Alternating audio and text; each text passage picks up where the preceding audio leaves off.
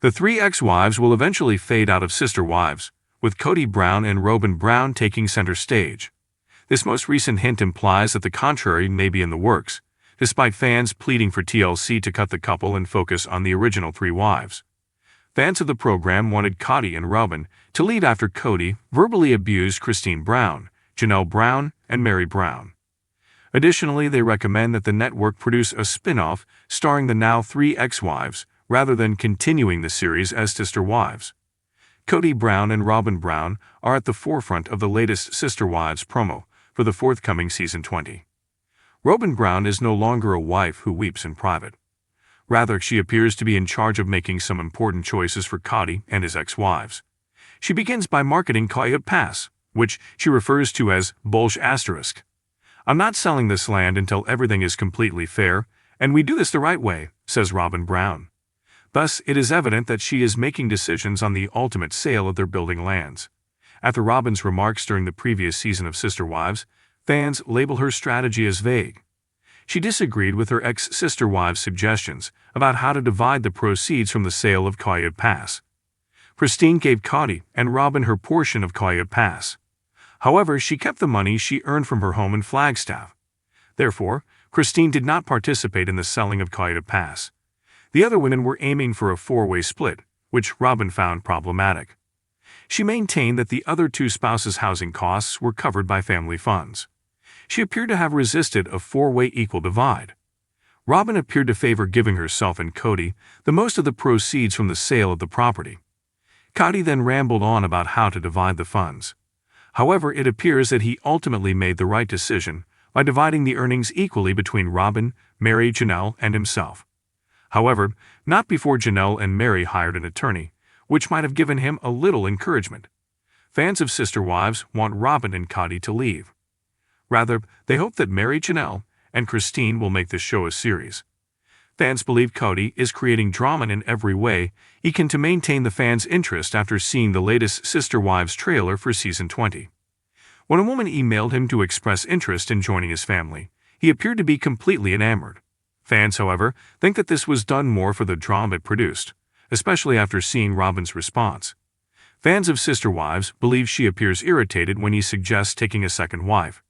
She always desired several marriages, so isn't she the one who claimed that her dream of polygamy was dashed? Kody Brown then intends to see each ex-wife and apologize. He wants a friendly relationship with them, even if he doesn't want them to become his wives again. Fans interpret this as an effort to keep the show on, as Kody manipulates the drama while going on an apology tour with his ex-wives to repair his reputation. Fans, however, are concerned about a new promotional image. As shown in the above teaser, Meri, Janelle, and Kody appear to be fading away in the background, while Kody and Robyn are in the spotlight.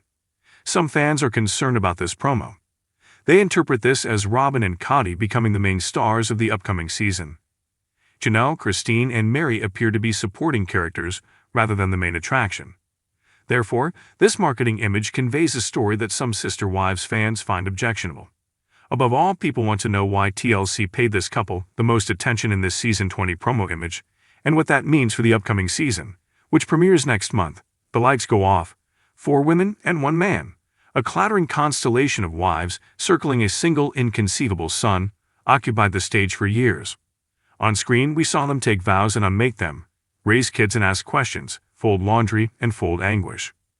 We learn from the show how to watch a marriage fall apart and still attempt to rebuild a home from the ruins. However, the frame has changed recently. The lens gets smaller. One center stage, the other characters are now near the perimeter of the set as 2 step forward. It seems like a slow, intentional fade out, with Robyn and Kody at the center of the focus and the 3 ex-partners fading into the background. This is more of a re-editing of what we originally believed the story would be than the conclusion of the story. Despite its grim promise of real life, reality television is still a storytelling medium. Composers are selected, the least painful passages are removed, and the drama is covered with a coating that tastes like inevitable. Delightful, awkward, and somewhat harsh, the question is what it means when the structure of the program prioritizes one connection over the others. What do the audience owe those ladies when the emotional toil of 4 women turns into the history of the lone male ruling? They owe themselves what? Consider an ordinary event to be a dinner party. After a while, there were several conversations with overlapping jokes, small arguments, and alliances made over dessert. Every voice contributed a layer to the cacophony. Robyn's recent evident centrality, Christine's sardonic humor and soft, private sadness, Janelle's pragmatic resilience and propensity to let the world breathe around her, and Meri's longing, occasionally painful loyalty.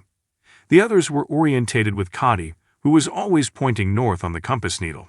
However, the table has gotten smaller in recent seasons. The conversation evolved into a private exchange between Robyn and Kody, with the others listening but not always being asked to comment. Any storyteller may decide to concentrate for a variety of reasons. From newbie to co-conspirator to the partner who now appears by cut and by frame, to take the role of one in a set that formerly insisted on plurality. Robyn's presence is captivating, and the storyline of her relationship with Kody reads like an enticing subplot. Her objectives are veiled, and her allegiances are unclear. She is a strategic performer and a gentle touch in front of the camera. Producers are presumably going in behind it, seeing a marketable dynamic. A more recent love that challenges a long-standing partnership, a live example of how the promises of polygamy may realign into exclusivity that seems monogamous. It's captivating. It's tidy. It creates advertisements that subtly convey that a significant event is taking place. However, even when the victims are actual people making actual decisions, narratives nonetheless have victims. Call them antecedents, ex-wife or previous wives. Meri, Janelle, and Christine have a history of making compromises, providing care, and being publicly humiliated. Meri's winter resilience, Janelle's moderate and resourceful summers, and Christine's thunderstorms and post-rain clarity have all been distinct weather patterns. The rainbow roof that originally distinguished the Sister Wives home from other reality shows would be removed if they were to fade out. The cultural lesson changes as the threesome withdraws. What was once an experiment in living differently now appears, oddly, to be the erasure of that very difference. The ease with which viewers embrace simplification is terrible. We enjoy neat stories with a single antagonist, a relationship that overcomes adversity, and a neat conclusion. It keeps our interest. It requires less emotional energy from us. However, this story's true outlines are more muddled. Putting Kody and Robyn front and center seems like an artistic decision with political ramifications. Concentrating power makes packaging it simpler. Selling subtleties like shared kitchens, pragmatic compromises, and silent resignations that don't fit neatly into arcs is more difficult. However, Kody and Robyn's rise is more than just a one-dimensional power struggle. On television, there is a genuine warmth and tenderness between two people who clearly enjoyed each other. There are also cracks, times when the old wives' presence reverberates in a deserted hallway, when the past makes its presence known via the slow accumulation of memories rather than with rage. The family's past serves as framework rather than just a storyline. Together, these mothers reared their children. They had to deal with financial complications, religious obligations, and the unusual closeness of parallel marriages. The complex narrative that previously made the program a sociological curiosity and a water-cooler mainstay could be flattened if all of that were reduced to exes fading out. The fandom naturally breaks up. Some viewers applaud the focus being narrowed. At last, they exclaim, a stakes-based story. They consider the Kody-Robyn axis to be cinematic, a soap opera about human relationships with the glitzy appearance of a contemporary morality play. Others lament the loss. The concert feels smaller without the quartet's counterpoint, like a house with only one tastefully renovated room. With comment threads that resemble letters to the editor, some vehement, some sensitive, and all unable to accept a definitive result, social media turns into the town square where these disputes are fought. The production area is bustling with decisions in the twilight between seasons. Do you air Meri, Janelle, and Christine's modest, complicated stories? Do you give them the opportunity to describe themselves and how they have changed after being separated? Or do you choose the more straightforward plot of Kody and Robyn, whose romance offers viewers who like their reality wrapped in well-known clichés instant tension and a cozy buoyancy? Additionally, there is the issue of agency. Who has the right to share the tale? The focus of the story moves to Robyn's gentle retorts and Kody's observations as the camera lingers on them. However, agency is more than just who gets more screen time. It concerns whose voices are given context and dignity. The three ex-partners' roles are diminished to chorus ladies reacting to a lead actor's soliloquy if they merely show up to react, sit in living rooms, and remark on events that have been decided elsewhere. Audiences learn to value only what the lead shows them when that occurs. It loses its full polyphonic potential. Nevertheless, there is opposition. Meri maintains a secret life that strengthens her fortitude. Janelle grins but maintains her boundaries. And Christine writes messages with a pen soaked in both comedy and sadness. Their off-camera decisions, such as relocating, writing, volunteering in the community, and forming new relationships, allude to lives being rebuilt rather than simply destroyed. Footnotes are not what these are. These chapters are worth reading, not just skimming. The risk is that the editing desk of a network will favor the dramatic beat above the gradual process of healing. This all seems like a tale about how we waste other people's lives, of course. Reality TV is more of a funhouse lens than a mirror because it compresses and magnifies, emphasizes the positive aspects, and hides the gentle, obstinate work of daily life. We bring our needs for villainy, redemption arcs, and the pleasant churn of storylines with us when we tune in. Sometimes we forget that the characters we observe are not merely story devices. They are people with pasts and sorrows that don't always go away. It's important to consider the implications of TLC's erasing of the three ex-partners for our cultural appetite. Do we like a single romantic tale better than a clumsy pluralistic experiment?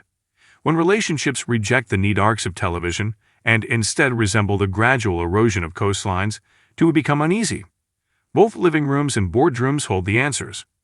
Ratings are what networks aim for. Feelings are what audiences seek. Additionally, those whose lives serve as the basis for both must deal with the fallout. But in the reclining spotlight, there is a glimmer of hope. Forgetting is not the same thing as fading. A smaller existence does not always translate into a smaller screen presence. Small victories, humiliations avoided, and acts of home bravery that never make a promo reel are among the moments that Meri, Janelle, and Christine carry with them. They shape their own futures and are more than just fictional characters. Other media, such as essays, podcasts, and the more intimate settings of a community where life is judged by its love, rather than its amount of time spent on camera, might be used to recover their tales. Perhaps the narrowing frame is also teaching viewers that the lavish tales aren't always the most interesting. The ex-wives' absence from the main stage may pique interest in them and make one want to find them and hear their voices outside of sporadic confessionals. It might start discussions about what networks owe their subjects and the morality of storytelling. Maybe it's just a ratings-driven change to see if people would rather listen to a focused duet than a complex chorus.